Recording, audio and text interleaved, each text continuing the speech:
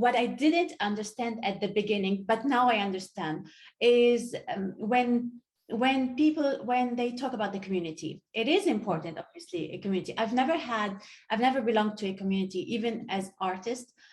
I had galleries that I worked with. I had like a group of artists that I know online maybe, but there's no like this sense of community that I felt within the NFT space.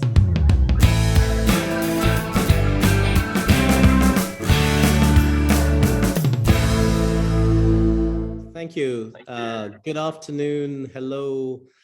Greetings from Dubai. It's a pleasure to host this session with Kristel to talk about NFTs, talk about art, digital art, and also the metaverse. Kristel, thank you so much for joining us.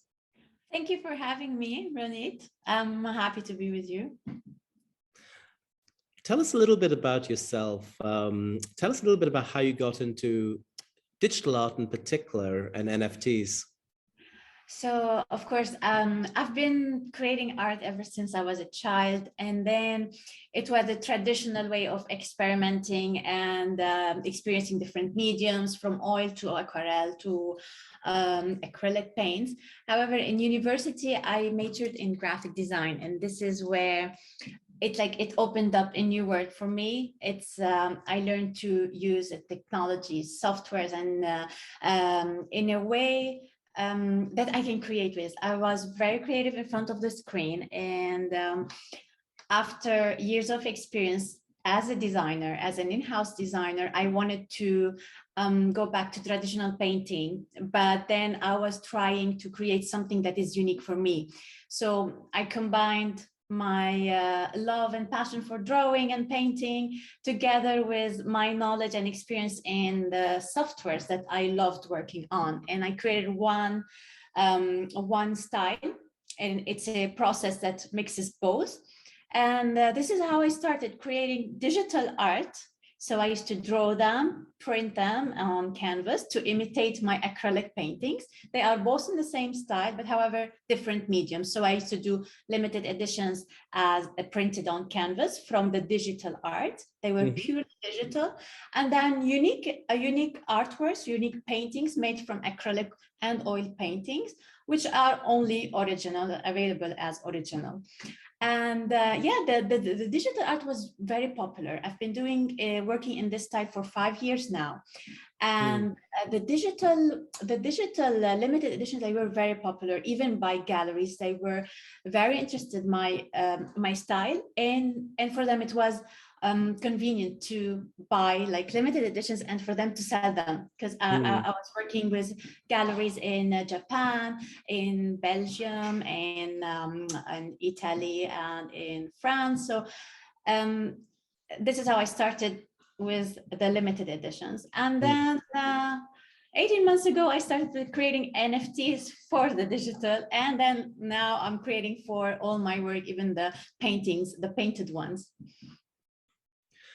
Talk about that journey in the last 18 months, from going from being a digital artist for almost half a dozen years and an artist for much, much longer, and then going from being a digital artist to NFTs. What was the trigger? What made you think this is interesting? I know a lot of artists, when they look at least in the past, when they looked at NFTs, would be like, not quite what I want. But you got interested in NFTs quite quickly. So I'd love to know that process. Because I know other artists, including my wife, who were like, nah, keep it away from me. She changed her mind, by the way. But initially she was like, nah.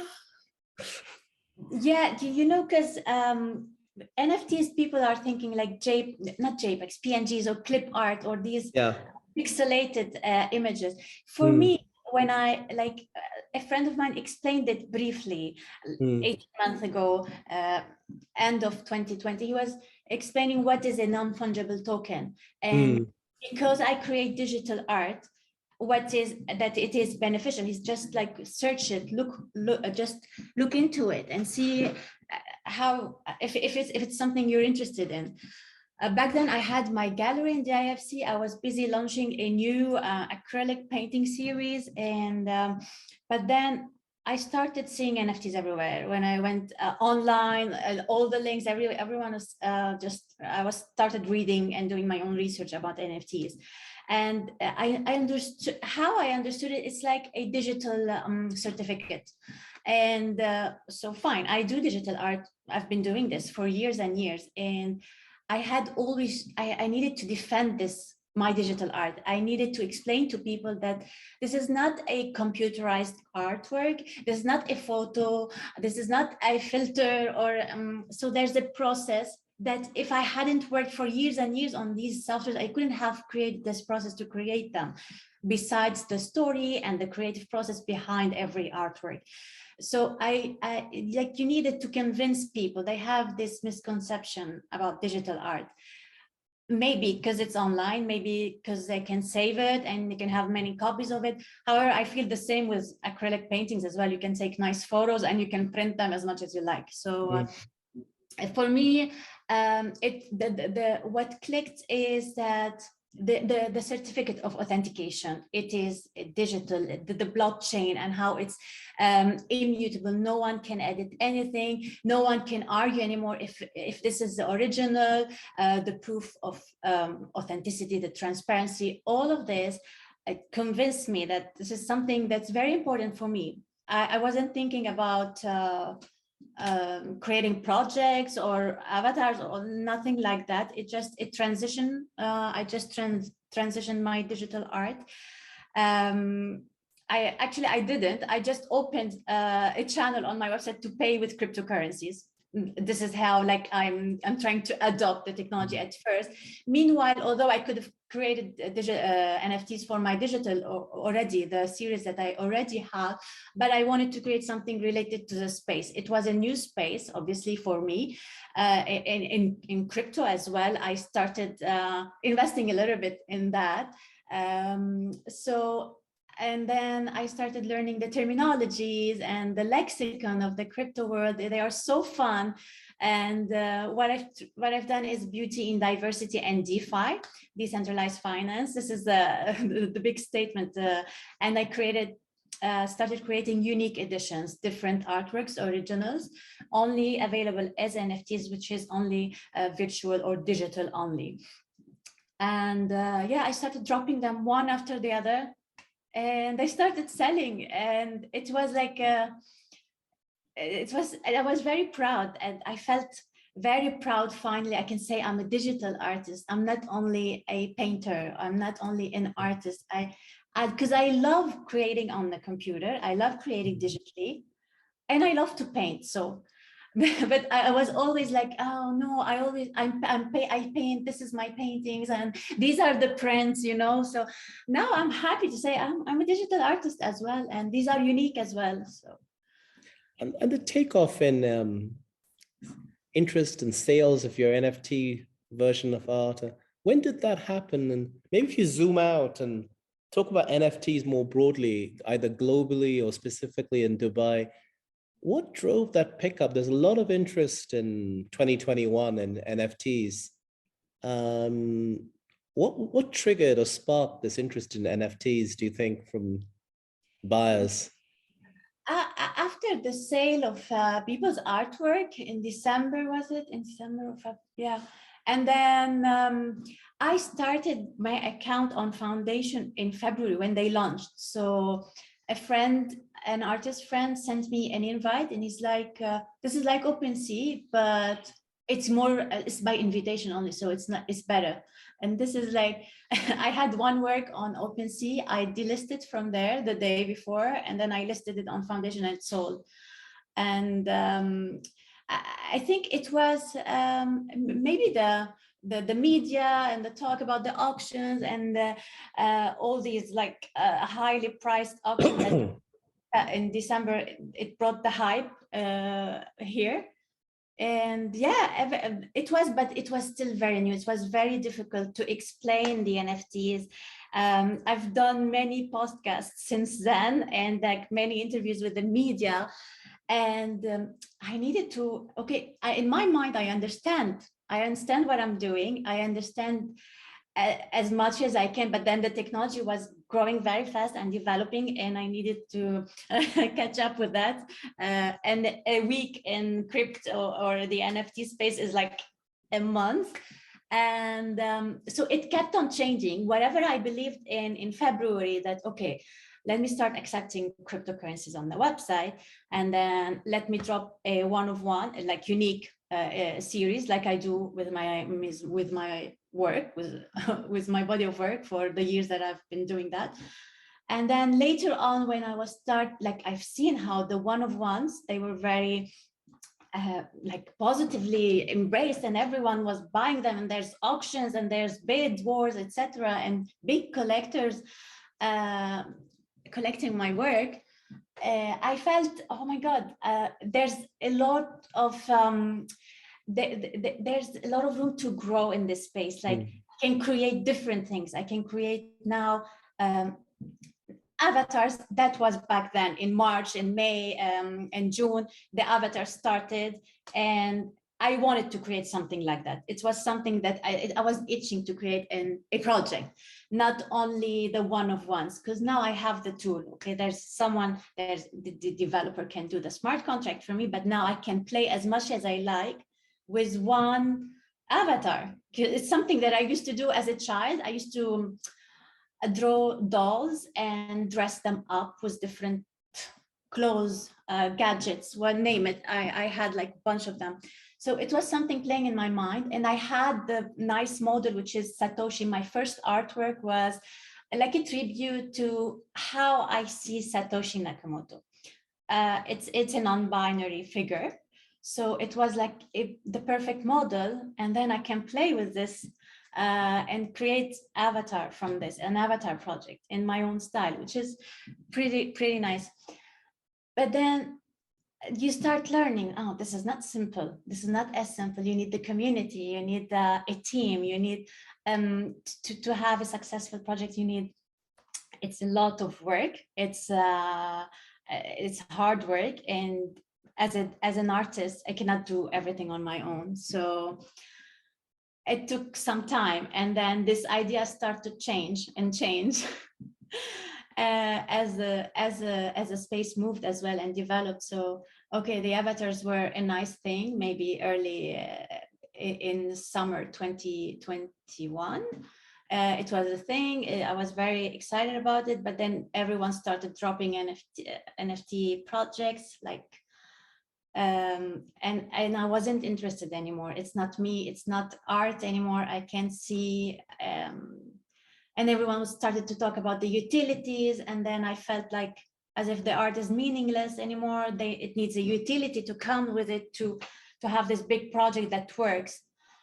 So it's,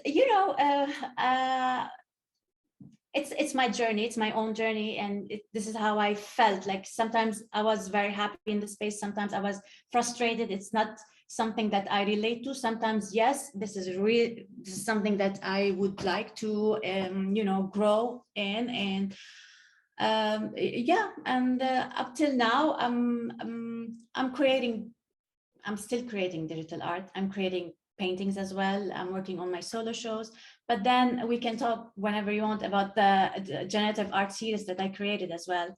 This was something for me. It was very special in this space. Maybe that could be a good segue. You could talk about that, but I want to bring Gaurav into the conversation, because I know Gaurav and you know each other a little bit through ArtsDAO, and we were talking about ArtsDAO last week in the episode. So Gaurav, why don't you take over and we can swerve more into an ArtsDAO segment. Thanks so much, Ronit and Kristel. Always good to see you as usual, and thank you for your time. Just leading on very nicely into what you were just talking about. You were frustrated. It wasn't about the art, right? And that's something I want to go into talking about a bit more, especially for people who are going to listen to this session, whether it's on YouTube or podcast, to actually help navigate the space for them as well, because there's still a huge segment of the creative community, right? Whether it's artists, whether it's musicians, whether it's animators, it's such a huge group of people creating art that is now trying to access the digital space, right? Or come onto the digital space. And this is what I wanted for you to talk about a little bit more. Maybe you can help deconstruct it a little bit more, because, you know, there's platforms, there's communities, there's people within all these segments, there's open seas, there's wallets. There's so many things that you have to educate yourself on.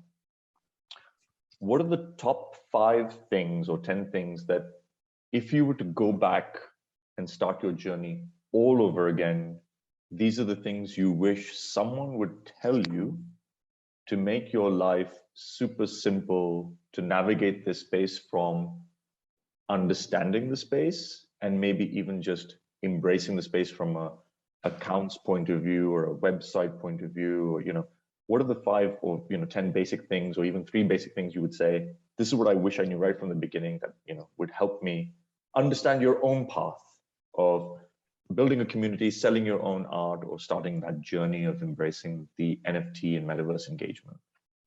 Yes. So the thing is, when I started, everything was very new, and I think for anyone who wants to start in their journey in this space, they need to do a lot of research and a lot of reading, because we can talk about it as much as we want on podcasts, but if you don't do your own reading and research, you will not get into it. And when you open your own account, when you open your own wallet, when you start listing or even buying your first NFTs, it's like it's I don't want to say addictive, it's not a nice word, but it takes you in.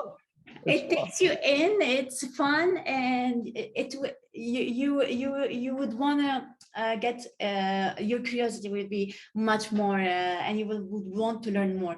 So the most important things, I think, what I didn't understand at the beginning, but now I understand, is when they talk about the community, it is important, obviously, a community. I've never belonged to a community, even as artist.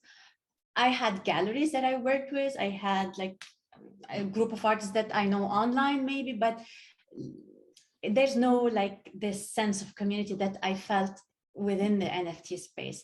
Maybe because the space is like broad, and you have a lot of different segmented or diverse people interested in it, so you get a lot of different expertise in the space. And let me not just to go back to the things that you need to do to start as a creator. First of all, NFTs are not magic. It's not like if you create an NFT, it's gonna sell and etc. First thing is, you need to have your own identity. You need to have your own style. That if you started creating, it's not that even if you don't have a style, if you're a designer, if you're a musician, you can just start and list on any platform. The OpenSea is most accessible, and then there are other platforms like Super Rare and Foundation, which are more curated or more for one-on-ones. These are simple to find online to see where you want to position yourself. Are you want to build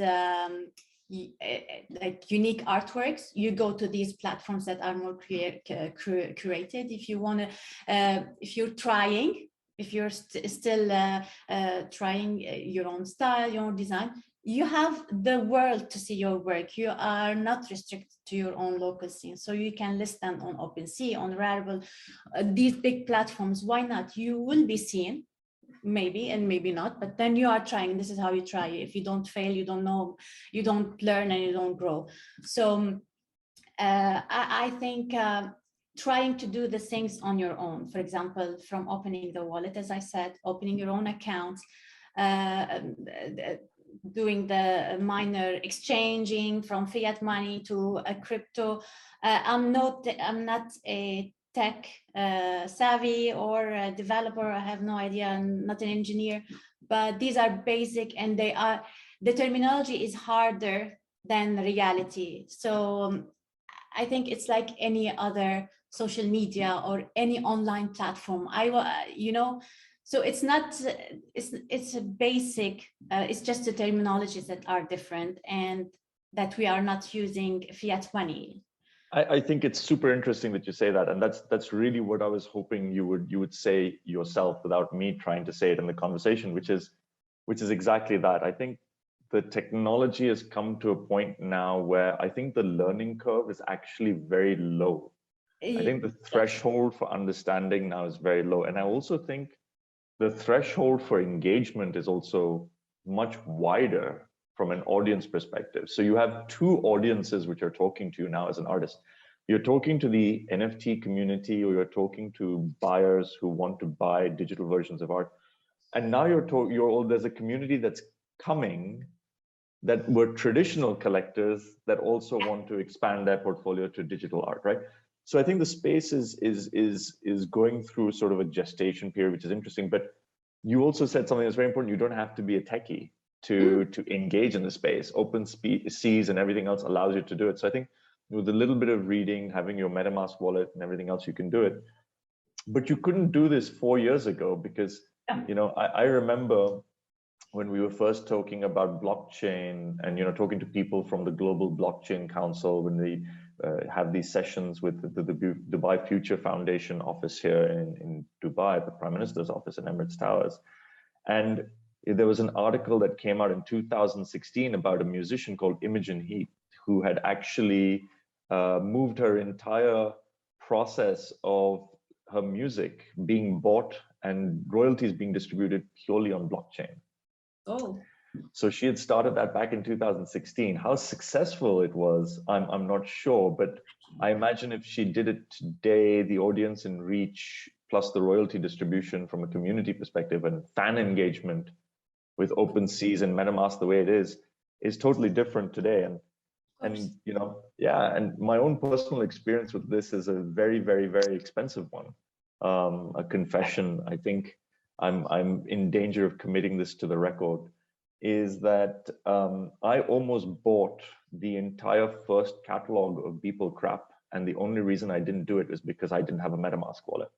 Oh my So God. so I almost bought his entire first edition batch of 10 or 15 items, which came in a complete packaging of a suitcase, physical item, plus an NFT. And I didn't do it just because I didn't have a payment gateway to do it. I hadn't set up my wallet for 5 minutes. And that was when? How many years? Like, it was his first collection that was released on Nifty Gateway with 2021. Was it? The entire one with the physical cases. Yeah, so that would be worth quite a few millions of dollars today. So yes, I do regret it, but I'm making up for yes. So it, you know, I think timing is something, engagement is something, and I had that apathy of learning at that time, setting up a wallet, what to do, loading it with crypto, how to do it, OTC. But the space evolved so much, it forced me to go back again and look at it, right? And then pay more attention to it. And I think it's become more widestream. But from your perspective of an artist, how much are you seeing this space now, you know, catering for other formats of art? Or is it just becoming, you know, where people are just trying to dump things and make a quick buck? You know, this is how I felt throughout this 18 months. It's both, right? So you have these people who are trying to capitalize and trying to make a fast sales or whatever, or projects. But then you have the people or the artists or the creators who found a way finally to sell their art, their digital art, or it's for them there's an opportunity, you know, of creating their provenance, building their provenance on the blockchain, and the authentication, just skipping the middleman. The galleries, working with galleries or the third party is very important also for us creators. If you had your own, if you have now your own niche on these platforms, you have your own collectors. You don't need galleries anymore, so this is really nice. And plus you have the royalty fees that we never had before. So as we are saying that the space is growing and changing, as my perspective as well. So when I started with unique editions. Now I see less interest in unique editions and more into projects. And that was like a couple of months ago. You can see that the collectors who used to collect unique artworks are now more interested in projects and utilities and long-term, like membership access or something. So and this is how I shifted as well. So I want to create in this space, and I want to do something that I wasn't able to do before. And these are the opportunities that you need to seize, and you need to work with and experiment with. Yeah. So now you're becoming a community builder. So, I mean, a community builder just sounds like, to me, on the face of it, when you're an artist who has a group of people, you're just curating your fan club now, or your collectors club, right? It just sounds like you're managing it, instead of managing it on, a chat channel or something else, or a Facebook page, you're doing it on Discord now. But, and it's translating to sales or events as well. It just sounds like there's a shift in audience engagement. It does, but is it really that special? Community engagement as an artist? It just sounds like, it does sound like fan club management. I don't know. Is this me being naive, or is there something more to it? It's nice. You feel the support. It's nice to see the engagement, etc. It's a lot of work. It's not easy to manage and to build, but you need it, and it's you feel very grateful, and when you see the full support from the community, it's very important. So for every creator, I think it's something very unique to have and special. So yeah. Thank you for that. I mean, it's clear that obviously there's a lot of monetary benefit to this, from either middlemen management or from, direct transactions happening, or an increase in the number of transactions happening. So it's a nice way to expand your group and audience and the artwork you're doing. I'm going to hand back to Ronit now at this point, just to make sure as well on time we don't start running out of things and running in the wrong direction. So thank you, Kristel, for that. Thank you. So Kristel, last year, obviously, there was there's a lot of momentum behind both crypto and specifically DeFi and NFTs, and a lot of public interest. Prices were going only in one direction, it felt like. This year's been much more challenging, and particularly from a price perspective. And I just wondered how that's played out for you in terms of how you look at the space, also how if you're selling art or you're interacting with friends who are interested in the space, what do you tell them? My challenge often, I find, having been in and out of the space for the last 5-6 years, is a lot of people come up to me and say, Ronit, what should I buy? Yeah. And that's like the hardest question, right? When your kid's tutor says, what should I buy? And you're like,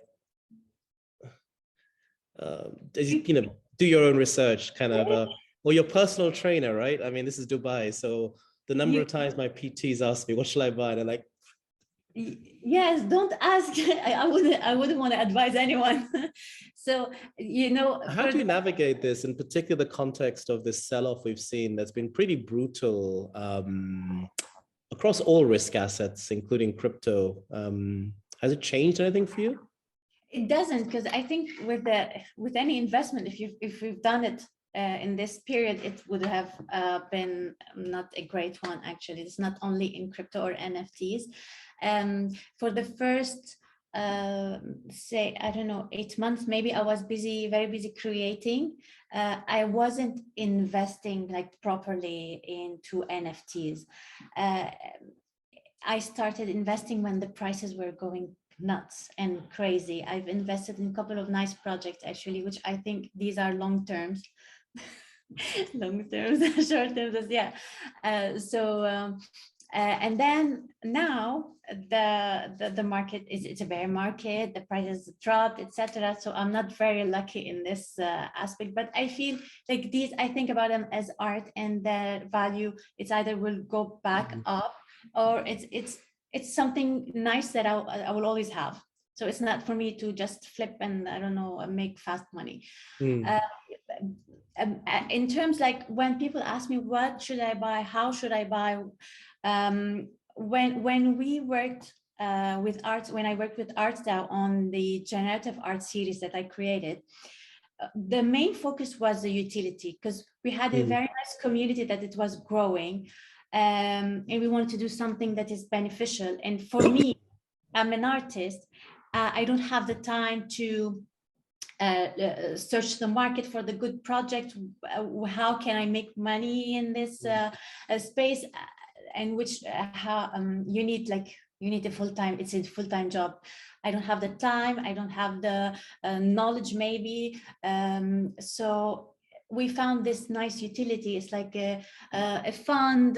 You get fractional ownership of this, of the treasury of the DAO. So I felt like we found something like a really nice utility for the community, alongside with my art, and then we mix them together. And so whenever someone is asking me how to start, where to start, it's not like I never sell my work. I'm not a salesperson at all. If someone who doesn't like my art, I don't want him to buy it just to make money or something. It's not, for me, you need to like my work. Otherwise, just please don't buy it.